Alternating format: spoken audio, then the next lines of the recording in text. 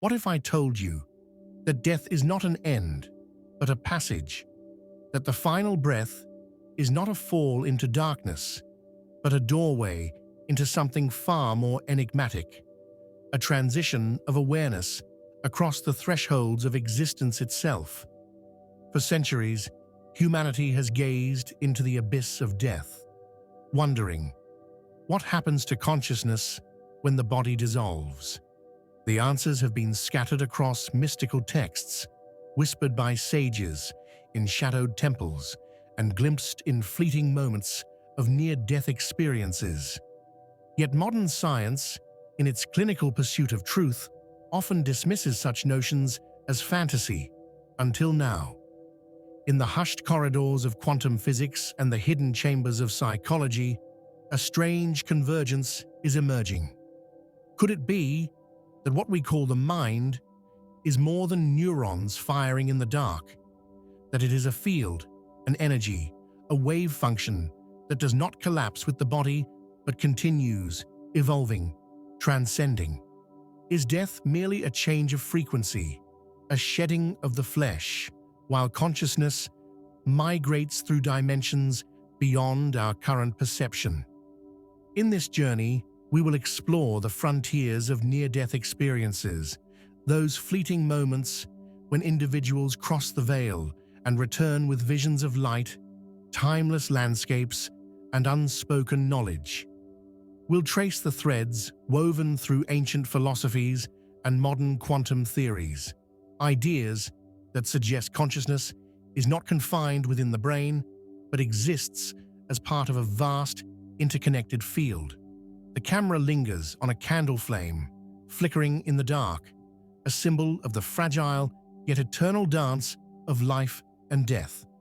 So, let me ask you, what if death is not an end, but an awakening? What if the secret lies not in fearing death, but in understanding consciousness as an eternal traveler? Stay with me as we descend into the mysteries of the unseen, where ancient wisdom meets modern science, and where your deepest questions about life, death, and what lies beyond may find new and unsettling answers. Long before the rise of modern science, the question of what happens after death was not dismissed as fantasy, but revered as the ultimate mystery. Across the sands of time, civilizations have left behind cryptic clues, fragmented whispers of a deeper understanding. The ancient Egyptians, with their intricate rituals and sacred texts like the Book of the Dead, spoke of the Ka, the Ba, and the Ak, subtle layers of the soul that journeyed beyond the tomb, navigating realms unseen to mortal eyes. To them, death was not an end, but a transformation, a journey of the soul through the cosmic order known as Ma'at.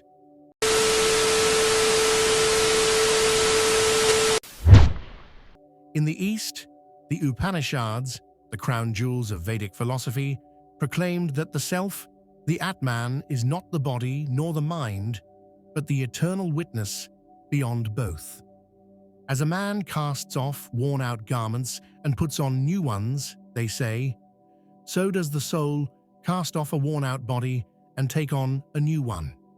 The cycle of death and rebirth, samsara, was seen not as a punishment, but as an opportunity for the soul to refine itself, moving ever closer to liberation. Moksha. The Greek philosophers, too, pondered the nature of death.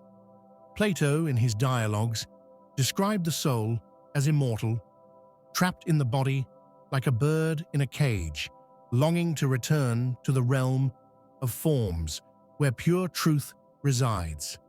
The Orphic mysteries, hidden rites passed down in secret, taught initiates that the soul descends into matter but is destined to ascend once more, freed from the cycle of suffering through gnosis, knowledge of the divine. But as centuries passed, this ancient wisdom was overshadowed. The rise of materialism in the age of enlightenment reduced consciousness to mere chemical reactions, an epiphenomenon of the brain, they said. The mystical dimension was cast aside, dismissed as superstition, while the mechanistic model of reality took hold. The body was a machine, the mind an illusion, and death a final shutdown of the system. Yet, in the shadows, the esoteric traditions remained, guardians of forgotten truths. The Hermeticists, the Kabbalists, the Sufis, they preserved the idea that consciousness is not confined to the brain, but is woven into the very fabric of the cosmos. They spoke of the subtle body, the astral planes, the Akashic records, realms of information and energy that persist beyond physical death. And now, in a strange twist of fate, modern science, particularly quantum physics, is beginning to echo these ancient teachings. The quantum field is not made of matter, but of information, vibrating patterns of probability.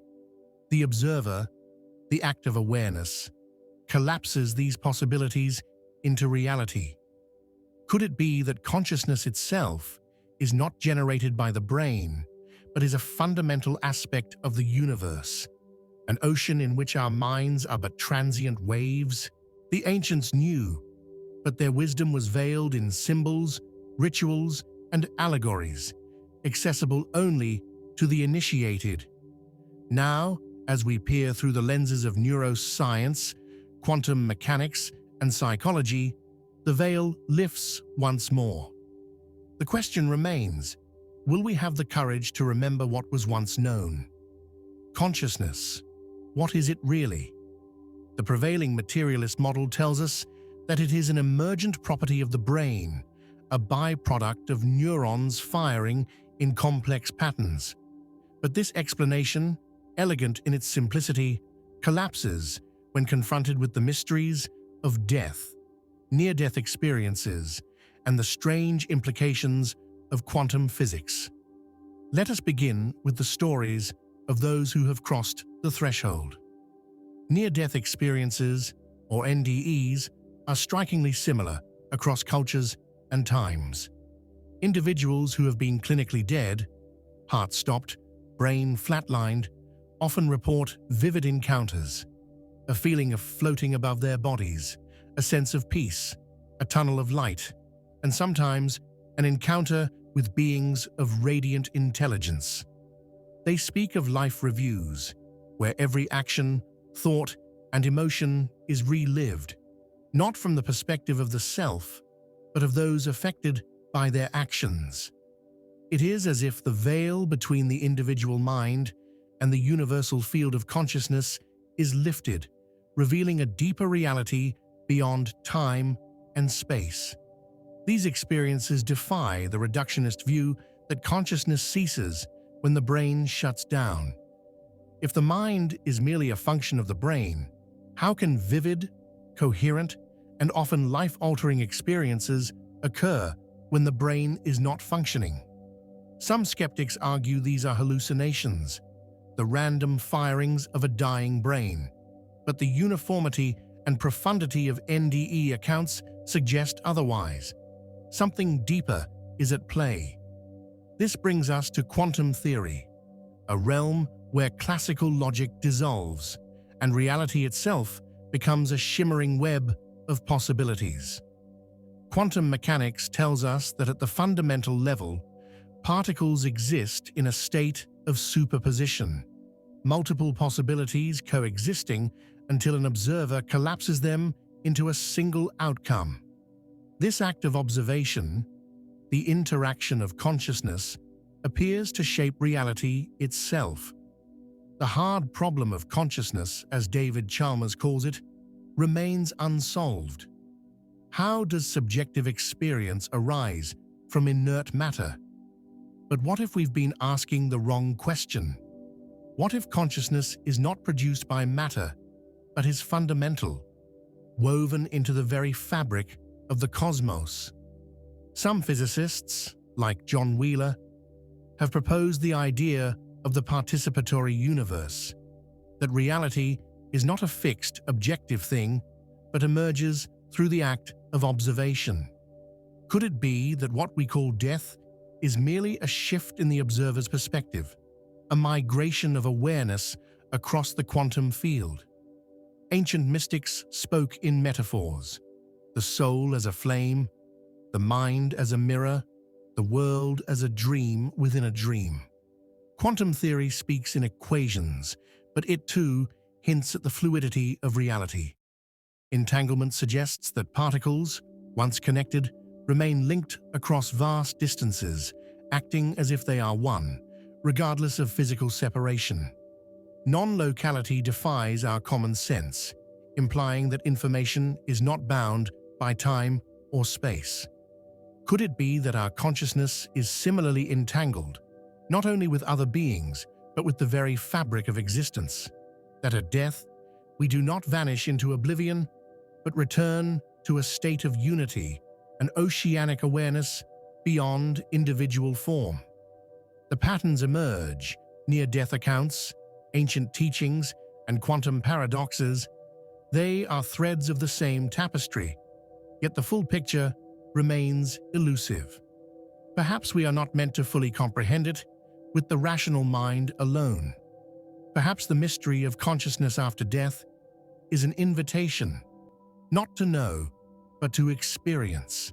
If death is a transition of consciousness, then what happens in that space beyond? Are we simply extinguished, or does awareness persist in forms we struggle to comprehend? To approach this question, we must look deeper into the paradoxes and hidden threads woven through both ancient metaphysics and modern science. Let us begin with the enigma of the observer effect. Quantum theory teaches us that at the most fundamental level, reality exists as a field of probabilities until something observes or measures it.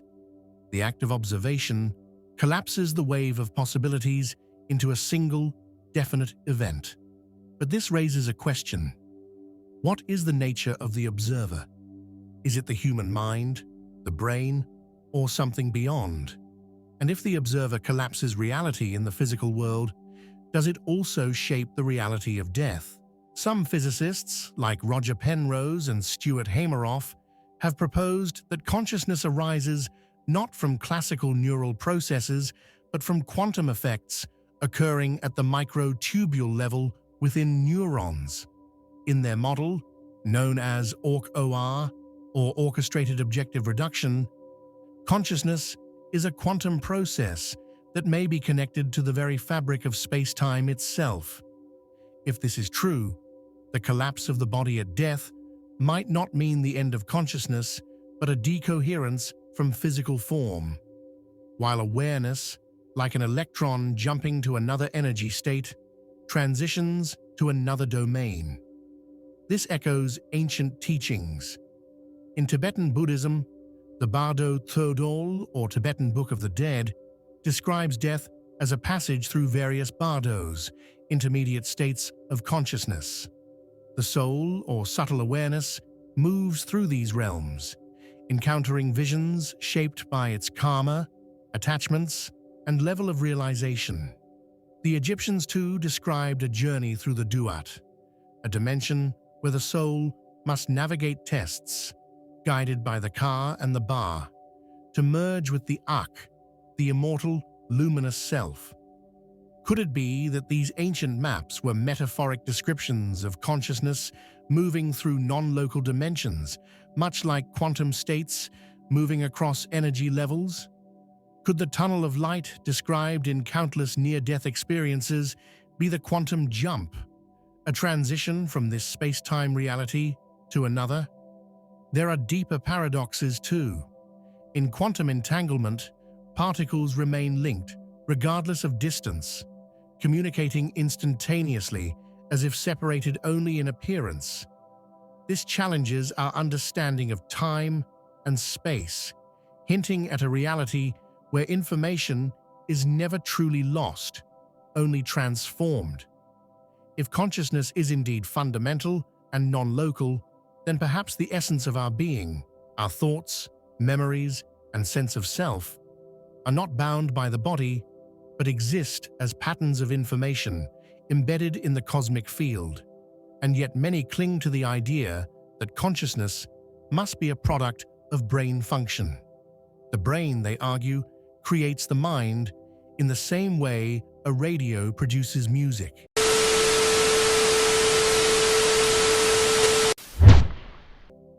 But what if this analogy is reversed? What if the brain is not the generator, but the receiver, a biological instrument tuned to a particular frequency of awareness? When the body dies, the receiver is destroyed, but the signal continues. The music does not end when the radio is broken. It simply moves on, waiting to be picked up again. This perspective opens unsettling, yet liberating questions. If consciousness survives the body, what is the purpose of life and death? Is the physical world merely a training ground, a simulation, a crucible for the evolution of awareness? Or is it a playground for the soul to explore, to learn, to love, and ultimately to remember its true nature? The more we probe into the mysteries of consciousness and death, the more the boundaries dissolve. Matter is not solid. Time is not linear. The self is not confined. And in the space beyond death, perhaps we are not extinguished, but reunited with a greater, more expansive field of being, a return to the ocean from which the wave arose. The question remains, are we ready to surrender the illusion of separation and embrace the vast, eternal dance of consciousness itself? If the nature of consciousness extends beyond the body, if death is but a passage into another mode of awareness, then how do we live in the face of such a profound mystery? What practical steps can we take to prepare the mind, body, and soul for the inevitable transition? And more importantly, how do we integrate this understanding into our daily lives so that we can live more fully, fear less, and awaken to a greater sense of purpose? First, we must train the mind to loosen its grip on the illusion of permanence. Death is feared because we clinging to identity, to form, to the stories we tell ourselves. But the ancient sages taught the art of detachment, not as a denial of life, but as a mastery of it. Begin with the simple practice of witnessing. Each day, pause and observe your thoughts and emotions without judgment. Notice how they arise, peak, and dissolve, like waves upon the ocean. This practice, known as Sakshi Bhava in Vedantic thought, cultivates the ability to recognize that you are not the thoughts, not the emotions, but the awareness in which they occur. Second, contemplate mortality, not as a morbid exercise, but as a doorway to liberation. Set aside a few moments each day to reflect. If I were to die tomorrow, what would remain undone? What truly matters? This ancient practice, called Marana Smriti in the yogic tradition, breaks the trance of everyday distractions and anchors the mind in the essential. It softens the fear of death and awakens a deeper gratitude for the present moment. Third, explore the liminal states of consciousness through disciplined practice. Techniques like meditation, lucid dreaming, and breathwork allow you to glimpse altered states, spaces where the boundaries between self and other, life and death, dissolve. For instance, the Yoga Nidra technique, or conscious yogic sleep, teaches the practitioner to hover between waking and dreaming, learning to navigate the subtle realms with awareness. Similarly, breathwork methods such as pranayama and holotropic breathing can induce transcendent experiences, temporary dissolutions of the egoic mind, offering a taste of what lies beyond. Fourth, align your life with the principle of karma, the understanding that every thought, word, and action echoes across the web of existence. If consciousness continues beyond death, then every seed you plant in this life will bear fruit in another form, another place, another time. This is not a doctrine of punishment, but an invitation to live with integrity, compassion, and awareness. Every act of kindness, every moment of forgiveness becomes an offering, a gift to the self beyond the self. Finally, cultivate surrender, not as passive resignation, but as a conscious letting go into the greater flow of life. Trust that the same intelligence that animates the stars, the tides, and the seasons also guides the journey of your soul. This is the heart of the mystical path, to live fully in the present while holding lightly to all that is transient, to love without clinging, to act without attachment to outcome, and to embrace death not as an enemy, but as a sacred transition. As you practice these disciplines, you may begin to sense a subtle shift, a loosening of fear, a quiet confidence, a sense of belonging to something vaster than yourself.